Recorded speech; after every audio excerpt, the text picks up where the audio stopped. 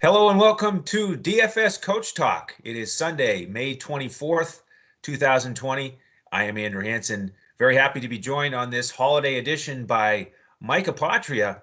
Mike, how are you doing today? Doing fantastic. Besides the technical difficulties, I feel like I'm dealing with every other day, Andrew. I do appreciate your patience. It's either my Wi-Fi, my Skype. So if there are any intrusions or me collapsing on this on this show, that's probably why. I'm just dealing with some stuff over here. So I do appreciate it, man. But I got a beautiful day ahead, man. I'm looking forward to some grilling. I'm looking forward to some chilling.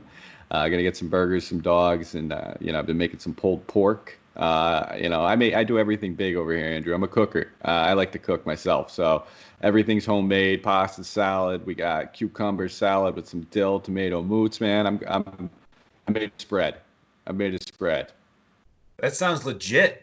You go big or go home at the Apotria barbecue. This is great and fun to be on with you. It feels like forever.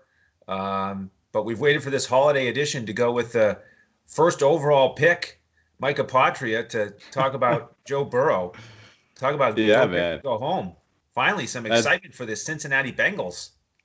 and that's exactly it. And they need it. I mean, they were kind of getting some exciting years at one point, reaching playoffs again on a routine basis, and then it seems like the past 3, 4 seasons have just been lost. Them waiting on trying to capture something, some sort of relevancy.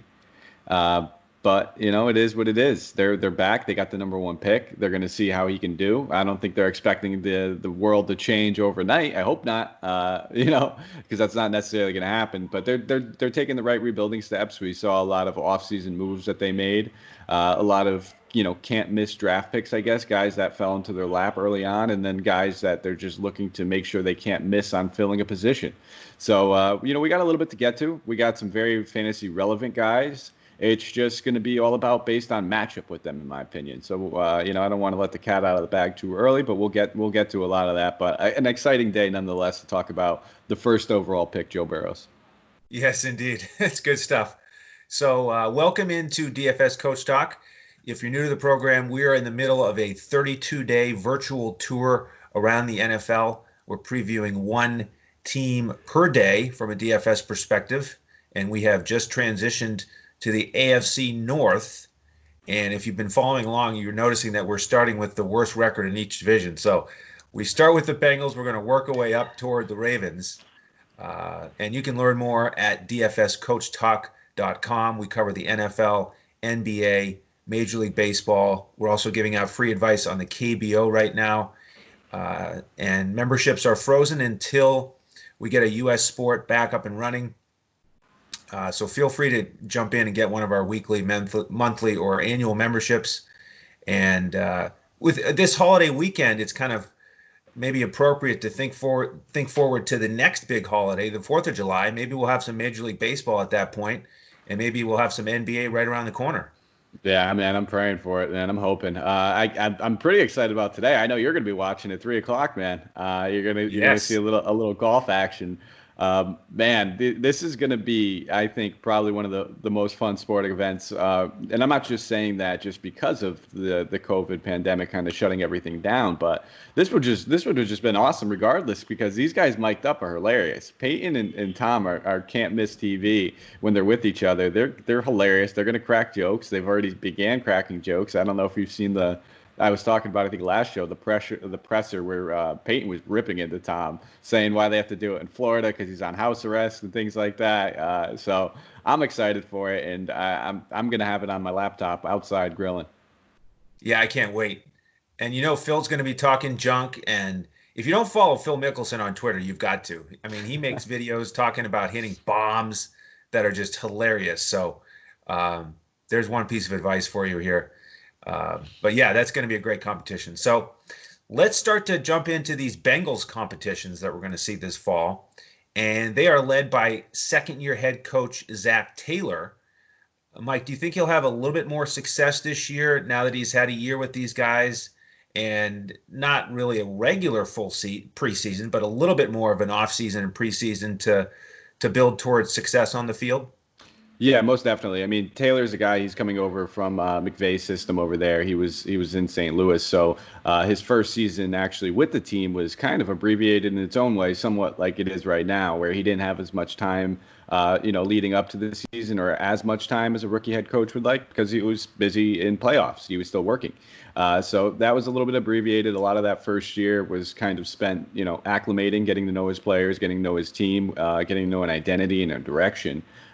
Taking over something that was kind of tattered for a few years prior, trying to get the Bengals back to a winning culture that they were, I guess, used to seeing for a 4 or 5 year time span. So, yeah, I do think that it's definitely going to be more successful. I think that, it's another obstacle, but it's time that he's at least being able to spend talking to his players and getting used to. So, a full year under his belt will definitely be useful.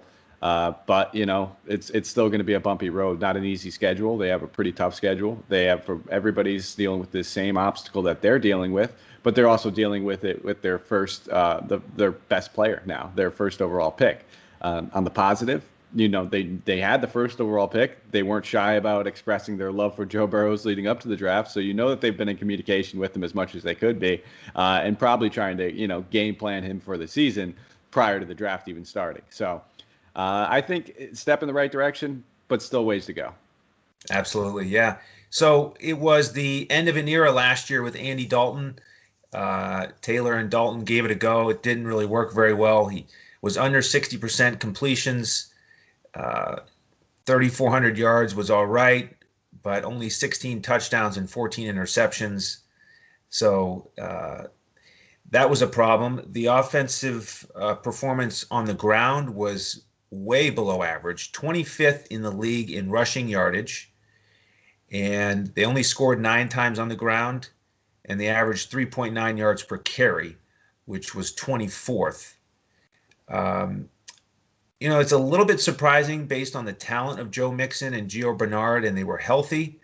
But I know from your perspective, one of the keys was the offensive line. And do you think that the Bengals are looking up a little bit in terms of better offensive line performance this year?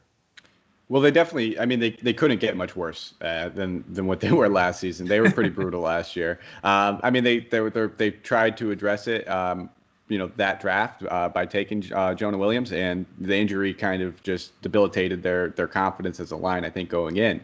Losing a guy that they were expecting to be a key cog right away for them, be able to insert there and make it be an immediate difference maker. And now they'll have him back. So, I mean, they didn't really address the issues as much as I'd like them to. I mean, they spent a lot of their early picks on skilled position players, which they did need. As well. Maybe T. Higgins, great pick, a guy that was, best player available pretty much to him. They had a first round grade on him, and he probably would have been a first rounder in any other draft class. It's just this one was loaded. So, they had him. I would have liked to see that be another offensive lineman just to, bolster this a little bit more. So still an issue for them. Definitely going to be an issue, but something that they are going to slightly improve on. Yeah, they also signed Xavier Suafilo to a 3-year deal, and they do have a Michael Jordan on their line, so that always helps. winning pedigree, at the very least. He's probably getting calls from Jordan saying, "Listen, man," because I know Jordan's actually he doesn't like that Michael B. Jordan has his name. He just said it's my name with just B in there. He didn't change anything. So this guy's probably getting texts or phone calls every time he gets pancaked or blown up or something. So I wouldn't be shocked if someone's getting into him to get a little harder into training camp. Yeah, of all the athletes, I mean, the GOAT, Michael Jordan. If his name was trademarked, I think it would make sense. Yeah. Now on the defensive side, again, they were slightly below average against the pass, but terrible against the run, just like on offense. On defense, they gave up 2,382 yards rushing, which was dead last. They gave up 17 touchdowns on the ground. That was 27th. 4.7 yards per carry, 25th. So just a real mess. But there have been a lot of changes to the Cincinnati defense. And you get the feeling that Zach Taylor got in there and said, well, if you're not cutting it from my perspective, then you're going to get cut. Looking at the secondary, the Bengals have released Dre Kirkpatrick and B.W. Webb. Those two guys combined for 70 tackles and 1 interception. And they spent big money in the secondary. They signed Trey Waynes to a 3-year deal from Minnesota for $42 million. He had over 50 solo tackles, 2 forced fumbles, and an interception. And then they signed safety Von Bell from New Orleans to a 3-year deal for $18 million. He had over 60 solo tackles, 2 forced fumbles, and an interception. And then they signed slot corner Mackenzie Alexander from Minnesota for one year at $4 million. So for a team that was below average against the pass, they only forced 16 turnovers on defense. They needed some playmakers. So some potential upgrades there. With the linebackers, they signed Josh Bynes from Baltimore to a 1-year deal. He could come in and be their starting middle linebacker. And they also addressed linebacker position in the draft. 3rd round, they took Logan Wilson out of Wyoming. He had 10 interceptions and took 2 back to the house. And they also spent a 4th-round draft pick on Akeem Davis-Gaither. He's a little bit undersized from Appalachian State, but he could come in and make some plays as well. And then on the defensive line, they had Carlos Dunlap coming back along with Sam Hubbard on the edge. They combined for 17.5 sacks. Geno Atkins is coming back, their Pro Bowl defensive tackle.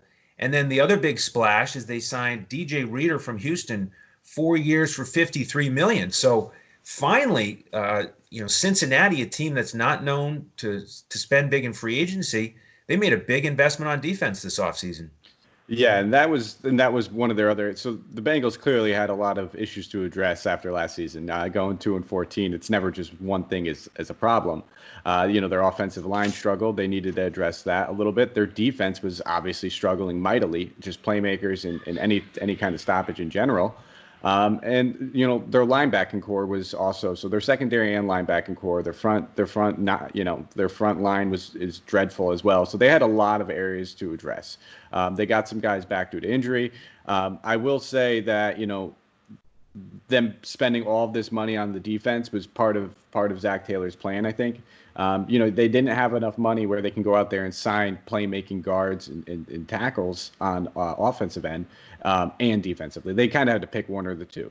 So they chose defense, and it's mostly because they saw that there was still some talent left on this offense where they can still probably make quick plays. Burrows was a college quarterback who was very successful under pressure and escaping pressure. So they said, hey, you know what? We're gonna try to make this as much of a win now moment as we possibly could. Like I said, I don't think they're expecting to go out there and win a Super Bowl necessarily. But Zach Taylor's also not trying to turn in another 2-14 season. He's trying to become as close to playoff relevancy, if not, borderline 8-8 as possible. So I think that's their plan. Use the best assets that they have right now, and that's Joe Burrow's playmaking ability under pressure. Not going to have the best line necessarily, and then allow their defense to keep them in games, be competitive defensively, and see what clicks. So I think they're going to be good. I think this defense has improved. I don't think it's going to be fantastic. I still think it's one that we're going to try to attack, but it's still going to be. I'm going to be attacking it on the ground probably more often than I will in the air. These additions to their secondary are big additions. They're good. I mean, they basically took what the Vikings had and said, give us that. So right. They took their ball and they went home with it. Now they have the Vikings secondary. They drafted a ton of linebackers where even if one of these guys pans out, and, we'll get to their major additional linebacker, he's not just a hard-nosed run stopping linebacker. It's a guy that can play coverage as well. So it's going to be a unique team. And we're just going to kind of have to see how this pans out. Again, I think a lot of it's going to come down to strength of schedule for them. Yeah, and attacking them against with the running backs, that was really a very successful approach last year in DFS, and it makes sense that Zach Taylor chose that defensive linebacker group to address first, because this is a tough division with running backs. Baltimore, Pittsburgh, and Cleveland all have strong rushing attacks and star running backs. So, just to survive in this division, they had to do it. And that'll be an important thing to watch early in the season, is have these defensive changes improve the defense enough so that they can actually stop the run. Because, we know in DFS from year to year, things change so much. with coaching changes, personnel changes, defensive scheme changes. And so just because they were dead last in the NFL last year, it doesn't mean it'll happen again this year, but we're going to be monitoring that, throughout the preseason and in those first few weeks to see, if we're going to continue to target them heavily. Now, we're 15 minutes in? We might as well jump to the star of the show here, Joe Burrow. So it was, a decent era from Dalton, several playoff appearances, but it just sort of trended down at the end. And this guy's an absolute star, had one of the best college seasons ever. So how do you think Joe Burrow will do in year one? I think he's walking into a fantastic situation. I mean, he's walking into a very similar situation that he had when he was playing at LSU. They're going to allow him to play very similar systems. Looks like they're going to run a lot of 4 wide receiver sets, allow him to have his receivers to have room and space to make plays for him. And they're going to try to limit his mistakes. They're not asking for the world from him. I think that's going to be the number one thing. Like I said off to the start, it's that he's a lot of times people look for their franchise quarterback, that first overall pick, to be the savior, to turn everything around immediately. And he's a proven winner who could do that. But it's also going to be, I think, a lot of the Joe Mixon train. It's going to be getting this defense going. They know that they're playing behind a tough offensive line that's not going to be able to protect them for very long. So, again, strength of schedule is I'm going to keep mentioning it because, especially for DFS, he's not a guy that I'm going to be going to the well for very early. I think he's going to be a great game manager. I don't think his stats are going to be awful, but I just don't think that they're going to be a top 15 type fantasy stats that we're going to be looking forward to, which he very well could be in the future. But talking about the season he had, unbelievable. This kid was pretty much a no-miss pick. Not a quarterback that we're really worried about being a bust. On any given year, do I think he, in my personal humble opinion, and this it may be some people's take, it may be a hot take, do I think he was the best quarterback in the draft? I don't. I had him probably about third. I think that there was, one or two, whether, I think that Tua, had he been healthy, not injured his hip, was the surefire first overall pick going in this draft. And then I think there's a couple, me and Santino go back and forth. I'm a big fan of Jake Fromm. He's a big fan of Jalen Hurts. We both said that, those two guys probably could have, well, he didn't say Fromm. I said Fromm. He said Hurts. Could have went ahead of him as well. But he's very polished. He's very good under pressure. Talking about his numbers, 5,671 yards last season with 60 touchdowns to only 6 interceptions. One of the best seasons we've seen from a college quarterback in history. You can't argue with those numbers. And it's people want to say, yes, he had the best weapons around him. He did. He absolutely did. Tua had fantastic weapons around him as well. Let's not forget that. And he's walking into a system where he's got fantastic weapons surrounding him. So I think he's going to have a very successful NFL career. But not anything that I'm expecting to come light the gates out and be, a top 15 or 20 quarterback right away. Very interesting. Very hot take from Mike Apotria on this holiday Sunday. Interesting. Yeah. I can tell that you've been talking to Santino quite a bit because we know his love for Tua.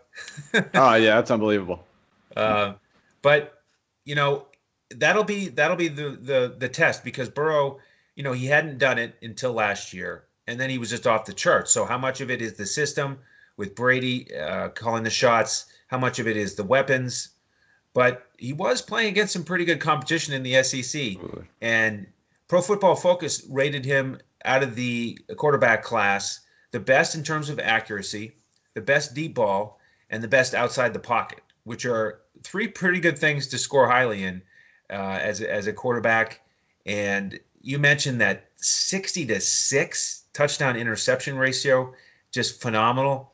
On the deep balls specifically, he threw 26 touchdowns, only 2 interceptions.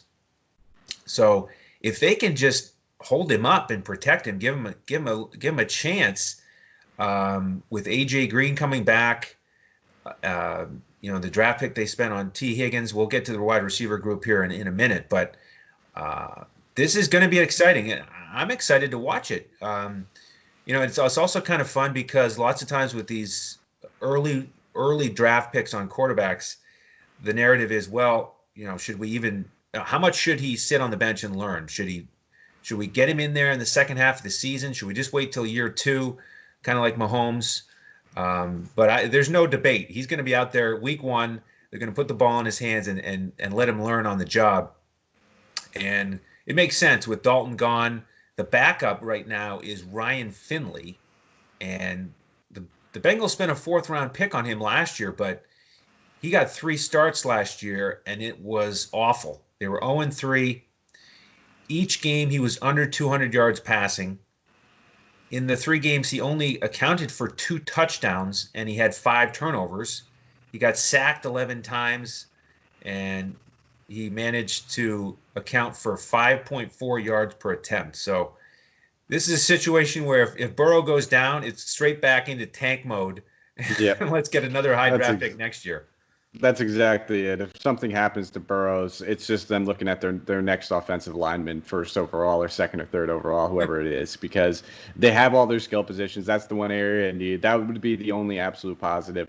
There's no chance that this guy sniffs the field if Burrow's healthy. It doesn't matter how bad Burrows does. He can literally start the season off going with 3 touchdowns, 13 interceptions. We're not seeing Finley. I can promise you guys that. We might see more running game, but there's really no way that they want to give this guy Finley any time unless something medically happens to Burrow. So I think, you touched on it, 0-3, did not do well at all. There's not much more. It's not like we were looking at him in DFS at all, even when he did have the chance. Maybe that first week where you're just saying, hey, we don't know what this could be. Let's take a shot. Yeah, sure.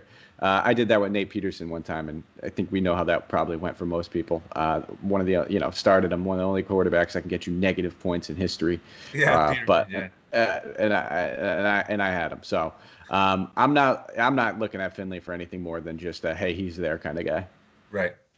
Well, let's transition to the running back group, and this is one of the most interesting stats that I've come across in our DFS dive across the NFL. Mike, check this out. With Joe Mixon and Gio Bernard last year, they were the only 2 running backs to get a carry for Cincinnati. Nobody else got a single handoff. The quarterbacks kept it a few times. A few of the wide receivers got a few carries, but that was it. And so that's one more reason I was a little bit surprised that they were so bad, averaging under 4 yards per carry as a team. These guys are accomplished. They've had some really strong moments in the NFL. So start with Joe Mixon. Do you think he can be more productive this season? I mean, the productivity is actually there for him. A lot of Mixon's numbers are hidden behind a invisible curtain of badness, and that's that offensive line. I mean, this guy's working with what he has. As far as talent in the NFL, he's probably a top 5 talent-wise running back. I mean, this guy is a workhorse. He can do it all. He can play on third down as well. And we've kind of seen him, slowly take that job away from Giovanni Bernard when we talk about third down work and just, overall work in general. They want this guy to be the workhorse. Offensive line is the issue, though. I mean, we see. I talked about Jonah Williams coming back, but that's left tackle. He's mostly there to help our new boy Joe Burrows out and keep him alive. So we got to see what ends up happening as far as does this offensive line and what we're hearing, and it's mostly coming from inside the locker room, and I guess the so to say locker room from everybody being stranded miles and miles away from each other, is that it's going to be improved. And that's what you hear every time from all the guys that come back and play a second year. And yes, most of these guys were fairly young, and they did make one addition as far as signing a free agent. So it will be improved. So I'm expecting better numbers. 278 carries for 1,137 yards. That's good. I mean, it's not fantastic, yards per carry that we'd love to see or yards per attempt. 4.1 is not bad, though. And, we're talking about the year prior, 4.9. So this dude has the talent. I'm expecting a better season. It's going to be a big game script moment. So we're going to probably see this Bengals team, while the defense is improved, they're probably still going to be trailing a fair amount of games. I talked about their schedule already being fairly tough. So I think about knowing the matchups. I touched on the first few weeks of the season, I think, are the best time to kind of capitalize on Mixon. And that's mostly because they're going to be walking into a San Diego week 1 where we know they have one of the best pass attacks or pass defenses in the league. The addition of Chris Harrison with how good they already were. Not a team that Burrows is probably going to be picking apart. I could see the Bengals easily trying to control the tempo of this game, especially if if Herbert is starting. I mean, that's even, two rookie quarterbacks going at each other. You can imagine the ground game being prevalent for both teams in that kind of atmosphere. And then the following week, we get to see it's a Thursday night game. So shortened week, not a lot of time to prepare. We generally see a lot of these Thursday night games kind of be running attack focused games just because it's the best way to go. So I'm really going to be looking to capitalize on. And then the Browns, I think are week 3, if I'm not mistaken. Or the Browns. I'm sorry, the Browns week 2. Did I say that wrong? Yeah, Browns are week 2 on the Thursday game, and the Browns are poor run defense anyway. So those are the 2 matchups I'm really looking to capitalize right away, right off the whip. It gets a little tougher once you see week 3 with the Eagles. So maybe you ease back a little bit, you let that salary drop. But there's no way that Mixon's going to come in here and probably be even one of the top 6 priced or 7 priced running backs. I can imagine probably being in top 10. But he's going to fall under the radar, and I think those 2 matchups are easily good ones that we can capitalize on. Yeah, I agree. I think Mixon will be more efficient this year with the better line and the improved passing attack. They can't just crowd the box. I also like your idea of focusing on those early matchups. And you're right. His price tag was more in that middle tier of star running backs. So even though he wasn't that explosive last year, his touchdowns were down, he did hit value 7 out of 16 weeks. And actually, it was in that finale against Cleveland last year, his best game, 162 yards and 2 scores. So that very well might be a big target for us week 2 on that Thursday night showdown slate. Real quick, one more thing I just want to say about him, because I think we've already touched. We both love the guy. Yeah. As good as his yards per carry in 2018, I think it was 4.9 yards per carry, and it was on a good sample size, 237 rushes. He only broke 6 tackles that season. Talking about last season, 4.1. He broke 24 tackles to earn that 4.1. So it just shows you touched on it. I didn't put enough emphasis on it. The box was crowded for him.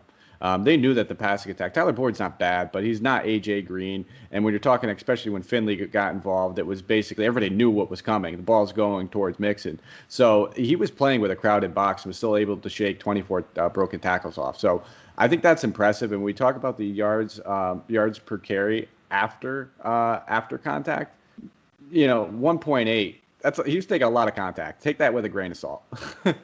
Yeah, absolutely.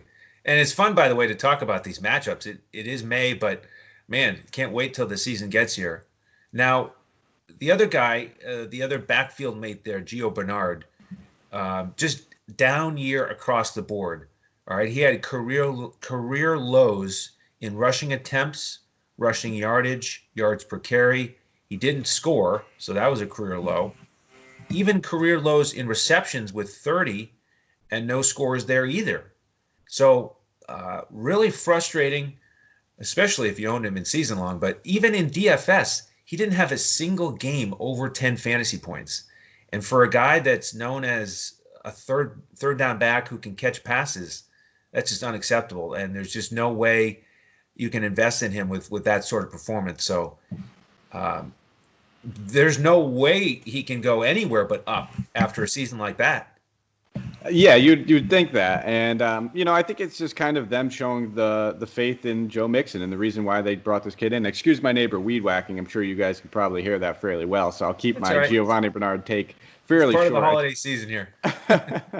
I said most of everything I needed to say. It's the down production. Yes, it's part of I think it's a little bit towards age. This guy's got some miles on him. He's been in the league since 2013, and he's had a fairly strong workload for most of his career. I mean, other than is a few abbreviated injuries, but it's part of Mixon being able to play that third down role as well, and being able to disguise that on whether it's going to be a play action or not. A lot of the times we see Giovanni come on for Mixon in those third down roles, and it's kind of hard to disguise a play action pass when the passing down back is coming on the field. When you're able to have a guy that can do it all, you can really confuse defenses. So I think that's part of the reason why we're seeing Bernard get his role decreased. It's simply that Mixon's able to take on the role. He's good enough to take on the role. Helps their offensive packages a little bit more, a little bit to age as well. And he's mostly just that insurance policy at this point for Mixon. If something were to happen to Mixon, he's a very serviceable backup. We've seen him be able to step on the field and be able to do his job time in and time out. but not a guy that, is necessarily a starter in this league anymore. Yeah, you're right. 7 years in now. So he's getting towards the end of his run, probably as a weapon on third down. So, Mike, you know what you should do? Every time we do a podcast, you should throw some sort of siren out outside your building to alert the neighborhood that on air where it says it's live. podcast time. It's on air time. No I'm background noise allowed. I'm grateful enough that my downstairs neighbors, since this whole stay at home thing took place, they've been getting after it party wise, man. So a lot of the times I'm fighting 80s music, really blaring with them drinking on the deck, and that is that's hard to go through. But hey, when in Rome, party on, man. If you're home, you do your thing. You're never going to hear any judgment. I'll be getting my party on later, man. So they'll be dealing with me later. Probably me and Santino arguing over a yard game of some sort, or some, who's better than who kind of argument in sports. We do that left and right. So I'll be giving them a payback later. Well, hey, from my perspective, if the background music from the neighbors is 80s music, I'm happy. I can handle that. It's a nice not enough 80s rock, to the podcast, huh? Not enough 80s rock, though. That's the thing. Okay. 80s rock I can do. Okay. All right. Well, we hope you all are enjoying your holiday weekend here. And we are going to transition to the wide receiver group. And one thing to debate at the barbecue this weekend is how productive will A.J. Green be with this rookie quarterback, Joe Burrow? And it was a rough season last year. The ankle injury, will he come back? When? And no, he never comes back. It was just a lost season, putting a lot of pressure on the rest of the team. But he's ready to go. They've slapped the franchise tag on him. So how are we feeling about A.J. Green this year? I'm feeling great about it personally. I mean, I'm treating this kind of almost how you heard Shane on our Texans show yesterday talk about David Johnson. I'm buying low on the guy. I mean, maybe that's as far as if you're a best ball player, or if you're a season-long player doing Dynasty League, whatever it may be. I think it's still a great opportunity to buy on this guy. Yes, he hit that 30-year mark. Yes, he's had some injuries over, but this is the first real glaring injury that we've seen. That he probably could have came back from, but it got to the point where it was why bother? You heard him during training camps, or during pre-game warm-up saying it's still sore, it's still tender. But this was also a guy that was debating on whether or not he was going to play there next year. So he didn't want to play. The Bengals probably had the idea that they were going to tag him all along with the franchise tag, so they didn't really need him to play. They were tanking for Burrow, so all it did was give him more time to recover, get back, get right for this season. Now he has that quarterback that he can actually be accurate, get him the ball in the places that Andy Dalton might have struggled, make the right decisions, play under pressure. Dalton was terrible under pressure. That was one thing that as soon as the pocket collapsed and Dalton was forced to play on his feet, things weren't necessarily going his way. So I'm really looking forward to A.J. Green. He's going to be one of my favorite receivers, maybe not the target in week one, and that might be that difficult matchup might be a good thing for us as far as DFS, because I think a lot of people are he's a household name. He's a top 5 receiver for the past 8 or so years. So we can imagine that a lot of people are going to be looking forward to him being healthy with a young quarterback like Joe Burrow. But I'm saying let people play in week one, let them have their taste. Maybe even week 2. Like I said, I'm looking at mixing both of those weeks more or less. So let them have their taste with them those first 2 weeks. Week 3, Eagles, not a great one, but after that, doors are coming off. This dude's going to have the rapport built with this kid. He's going to have the good matchups, and he's going to be running with it. So I'm thinking back to good old A.J. Green, those over 1,000-yard seasons. He's going to receive the most amount of targets. I'm not saying he's maybe going to get 160, 170 like his first few years there in on the Bengals, but in Cincinnati. But I could easily see 140, 150. 130. It's going to be right back to the well with this guy. He's that good. He's still an unbelievable talent. It wasn't like he tore his Achilles. He broke his ankle. That was a tough injury to deal with. But when you have the right amount of time to heal, you can come back from that. Yeah, and let's hope we get good old A.J. Green, as you said. His career averages are 75 catches for a little over 1,100 yards and 8 scorers per season.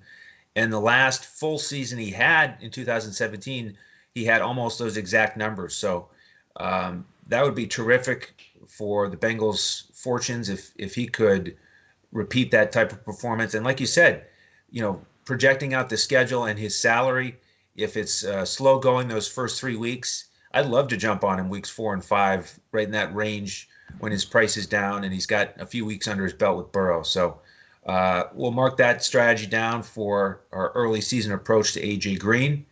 And how about Tyler Boyd? This is a guy who stepped up with 90 catches and over 1,000 yards without AJ Green. Do you think he'll benefit with having a much more balanced and productive receiving core out there alongside him? He'll benefit as far as, defensive coverages go. He's not going to be that number one guy that's drawn too many double coverages with AJ Green back. So that's definitely going to be the benefit. He's going to obviously take a hit without as much of a forced workload like he had. Definitely going to see those targets go down. He had almost 150 last season, 148 the year prior. He saw 108, and that was also with a hobbled AJ Green, missed half the season as well in that year. So, prior to that, we're looking. We can go back to that 2017 season. He didn't start anything more than one game in there. Saw 32 targets. So I still have him probably close to that 100 mark. Just because we know that he's a very talented receiver. I think playing the slot more or less is going to help him a lot. He's projected to probably be their starting slot guy, whether or not it's Ross or Higgins on the outside, however they want to do that. I wouldn't be shocked if it is Higgins even off the rip. To be honest, I just know that Ross, the way that they kind of already declined his option, basically said, hey buddy, you're gonna have to earn your money, play for your money for another team at this point. He was also, we'll get to him enough. I don't want to keep going on him, but. I am expecting a slightly down year. I'm not expecting 1,000 yards. The touchdowns, 5. That seems right about right. I could see 5 touchdowns again, 800 yards, maybe close to 9. But it helps to have Joe Burrow as your quarterback, a very accurate quarterback, a guy that relied on the slot a lot last season when we talked about Justin Jefferson playing primarily out of the slot, 111 receptions. So he will look there. He's not afraid to look there. Those short underneath routes are going to be great for a rookie quarterback who's still adjusting to the decision making at the NFL level. A quick pass, I think he's going to be successful. He's a guy that I'm going to target in DFS. As a one-off play, if he gets cheap enough, I think his price is probably going to be inflated a little bit from last season's production. Obviously, algorithms are going to take into account of AJ Green returning, so it won't be too high. It'll be fair. But I'm not targeting any of these receivers probably for the first few weeks. I'm going to let the price come down after they struggle, which I'm expecting due to the matchups, and then jump them and capitalize them probably like week 4 and on. Excellent. Yeah, with that production last year, his price trended up towards 6.7K on DraftKings. So definitely, if it's inflated early because of that performance, I agree. Let's look elsewhere. It was impressive though to take advantage of the opportunity. He was healthy, durable, 89% of the snaps, and they invested big money in him. They signed him last year to a 4-year, $43 million extension. And I agree. Nice point there about not being afraid to go to the slot. Burrow, and in case we didn't mention it, Burrow completed 76% of his passes in college. So even if the targets are down a little bit, you got to figure. Good targets, yeah. Yeah, exactly. They're going to be very. I'm sorry to cut you off, though, but yeah, I didn't touch on that when I mentioned Burrows, and it's excellent that you bring that up. And it's you instantly get that light bulb moment. I'm like, oh, they're going to be. I can finish your sentence in that one because it's such an obvious improvement when it comes to something like that, and I just glanced right over it and I didn't mention it. So kudos to you on picking that up. Absolutely, they're going to be less targets, but they're going to be more catchable balls, better targets, more on-target passes. So all these things come into account. And, sometimes you look at receivers when it comes to drop passes. Sometimes they're drop passes. Sometimes they're difficult ones that they maybe could have came down with. A lot of those things are going to go in Boyd's favor, I guess, this season. Absolutely. Well, I'm going to take your lead and be a gentleman here and let you decide who you want to talk about next. You already hit on T. Higgins and John Ross. So where do you want to turn next? We'll go with Ross because I want to give you a little bit of Higgins. I'm going to do, I think, a little bit more of the color commentary when it comes to Higgins, the fun stuff. Okay. But as far as Ross, this is a guy, he's an absolute burner. We saw him at the Combine just break records. So this dude is who he is. He's 5'11". He's an absolute speed demon. He's pretty much has one route, which is go. We've seen those quick underneath slant or screens be set up for him. A lot of those, he actually had some plays designed for him last season after AJ Green went down early. They knew that they had to get a little bit tricky with their offense if they wanted to actually put some points up on the board and utilize this kid. Declined his player option, so this is pretty much it for him. It looks like, go out there, show other teams that you're worth something, and sign somewhere else, because we're probably not going to give you the money. They brought in Higgins for a reason. They're pretty much over this situation and moving on from it. The glaring weakness in his game, yes, his route tree. It's very shallow. He doesn't have a lot of routes that he could run, and he drops a lot of passes. He's one of those notorious speedsters who struggles with catching the ball. He literally, as career catch percentage is 42.2. Last season, his high at 50. So, I mean, obviously his rookie year was battling through injuries, but eight drops and only about 8 games played before he went out with injury last season. So not something that's really reliable, and it's going to be a problem when you have a very, very capable receiving core with good people, that are on the bench at this point, because there's not enough mouths to feed. So I'm not really looking forward to anything as much as Ross. I wouldn't expect much out of him other than designed big plays where, play action passes, try to catch the defense sleeping. Yeah, man. It's almost like he's just a tease. So you can't really blame the Bengals for declining that option. I mean, this guy was selected in the first round, number 9 overall. He's got the 4.22 speed, and he'll flash. Like last year in week 1 was his best week. 7 catches for 158 and 2 scores against Seattle. So he gets a 30-point game, and then midway through the season he's done. He's hurt again. So he just didn't have much of an opportunity to pay off value playing in those 8 games. So I agree. Can't really rely on him for too much. And they've kind of turned the page as they look towards T. Higgins. So I'll give you the play-by-play on this guy. As you mentioned, they're excited to get him. First-round talent. They got him in the first pick of the second round. A big-bodied receiver, 6'4", 215, big body, good hands, and very productive at Clemson. 59 catches the last 2 years each season, and he increased his production from just over 900 yards to 1167 last year, and he went from 12 touchdowns to 13. So there is the general play-by-play on Higgins. Mike, give us the color commentary on this fellow. So the color commentary is pretty fun surrounding Higgins, in my opinion, and it kind of leads to why the Bengals wanted this kid so bad. And he was the best player available on their board. That's kind of the route that they took. They, sometimes in past years they've gone with trying to fill positions of need in reaching on guys, and it never works out for them. So they got their guy, and he's their guy for a reason. He was very productive in college. He had a first-round grade. He's a very big receiver. Just in case this franchise tag thing with AJ Green doesn't work out long term, they have that guy that can be that red zone threat for them going forward. And he's a Bengals fan, man. He grew up a Bengals fan. He absolutely loves the Bengals. So it's easy to bring a guy that loves you into camp.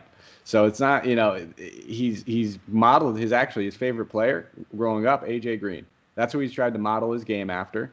And now he gets to learn from them. So, it's a picture perfect situation for the Bengals, knowing that they can get this big dude that has been playing and that's also his player comp. If you go on most sites on NFL Network or NFL.com, I believe their player comp for him is AJ Green. So it's just a picture perfect scenario for him. He's kind of one of those guys that looks like he's ready to come in there and make plays for him when they need him to make plays. If anything happens to injury prone AJ Green or injury prone John Ross, then we get this guy that can come in here and step up and be that guy to punish defenses if they try to double cover Tyler Boyd, or if they try to double cover him. Now they have Tyler Boyd as their secondary weapon. So no matter what, it's a nice insurance blanket for now and for the future for him. Yeah, absolutely. And if you picture it, it's kind of fun if you got these almost clones, right? AJ Green on one side, Higgins on the other. They're both listed right around 6'4", 210 to 215. And, they're playmakers. And then you've got Tyler Boyd in the slot, who's big for a slot guy. If that's where he's going to run the majority of his routes, 6'2", 203. that's a pretty imposing trio physically. So, some excitement, and you're right, a little cherry on top that Higgins came in as a Bengals fan. It's perfect. Little fun commentary color. Doing research coming into this, and you find some little nuggets, and that was one that I took, and I'm like, well, that's pretty cool because that's actually a difference maker for some people. I mean, you've seen Garrett Cole just put a smile on his face once he, put that Yankee hat on because he grew up a Yankee fan. So in all sports, playing for the team you grew up loving, there's nothing better than that. And you know that it's a little bit more to you knowing that you were one of those people in those stands at one point cheering these guys on, and you know what it takes to make one of those fans happy if you are one. So he's ready to come out here, perform right away. I expect him to have some sort of, I wouldn't expect like immediate fantasy number impact, but definitely immediate actual football perspective impact for this team. Yeah, he's definitely going to try and make those Bengals faithful proud. Now, with the rest of the group, we'll just touch on them briefly. Auden Tate and Alex Erickson. These are guys who had big responsibilities last year with the injuries, but it's going to be a much different story. I mean, the four guys we've mentioned are going to be big names for the Bengals. Now, Auden Tate, another big-bodied receiver, 6'5", 228, and he managed to get 40 catches for 575 last year. Pretty decent numbers in 12 games. The problem was that he had no ceiling. He only had 5 games over 10 fantasy points, didn't have any over 20, and he's not known for his speed. He only ran a 4.68 40. So, to me, he looks like a very capable backup if they need him. And then Alex Erickson, here's a reliable guy. 16 games, he played every week. Paid off value 5 times. He had one ceiling game against Jacksonville where he went 8 for 137, but he didn't get in the end zone. So to me, these aren't guys that I'm anticipating playing. They're going to be coming off the bench. What's your perspective on these guys? Tate, I think, is I think he's talented. I think he's like you said, he's a big-bodied guy, so you pretty much know what kind of packages he's going to be used in. He's a lot of red zone packages. He uses size in the red zone. I think that's very capable for him. I think he's a very, very good backup to have. He's going to be Higgins' probably biggest competition for reps, in my opinion, just because he's the other big outside guy. I already gave my take on Ross. I think he's mostly just going to be designed packages sort of guy. Try to take the safety with him if he's just going to pull deep, get the safety out of somebody else's hair, or maybe it's a design play action for him. But I think if anything does happen to these guys, they have a very good, capable receiver, a guy that we can, if an injury does take place, look at as a decent one-off play and just a low-owned GPP type guy who maybe they find themselves in the red zone a couple times. He sniffs 3 or 4 catches, 2 of them end up being touchdowns, that sort of play. But not a guy that we're really going to be gravitating towards on a weekly basis for DFS if everybody's healthy. Excellent. All right, well, let's transition to the tight end group. Tyler Eifert is gone, 7 years in town, and he's down in Jacksonville now. He got targeted 63 times last year, and without his presence, that's going to open up some opportunities for CJ Uzomah. What's your outlook for him this year? Well, I mean, he's going to have the opportunity. He had a little bit of the opportunity last season. He was only targeted about 40 times, so it's not a position that we've actually seen a tight end thrive in. Eifert, we expected to, just because of his caliber and his pedigree. Injuries kind of withheld him from really showing what he could do. But there's one thing that goes in football, and especially in fantasy football and daily fantasy football, and that is the tight end is a rookie quarterback's best friend. It's just known. When anything goes wrong, anything breaks down, you look at your tight end, and that's the number one thing I think that we can expect. Now, did Burrows utilize his tight end all that much in college? Well, you don't really need to at the college level when you have that many skill position players around you at the caliber that they were playing at. So I don't think that's going to be indicative of what he's going to necessarily do. So not expecting anything much. A low-owned tight end where when all else fails, you love the rest of your lineup, break glass, I have to spend almost minimum on a guy, that kind of guy. Probably one of the best minimum tight ends that we can look at simply because he has a rookie quarterback that, when all else fails, could rely on him. Yeah, I like that you highlighted his price because he didn't have great production, but even as the second tight end, he hit value several times. His best game was 4 for 37 and a touchdown. And that's oftentimes what you're looking for with one of these cheap tight ends. But I do think his numbers will increase a little bit. And fun numbers. Check this out. Last year, Tyler Eifert was 43 catches for 436 yards and 3 touchdowns. 2 years ago, Uzama was 43 catches for 439 yards and 3 touchdowns. So just 3 yards more. And I mentioned that because 2 years ago, Eifert only played 4 games. And so this was we got a recent opportunity to see what Uzama would do when he got the majority of the targets. So I do think he'll have numbers along those lines.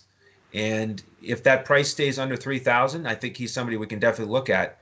Some of these teams are really poor against the tight ends, whether that's Arizona or Cleveland. So we'll look to him in those matchups.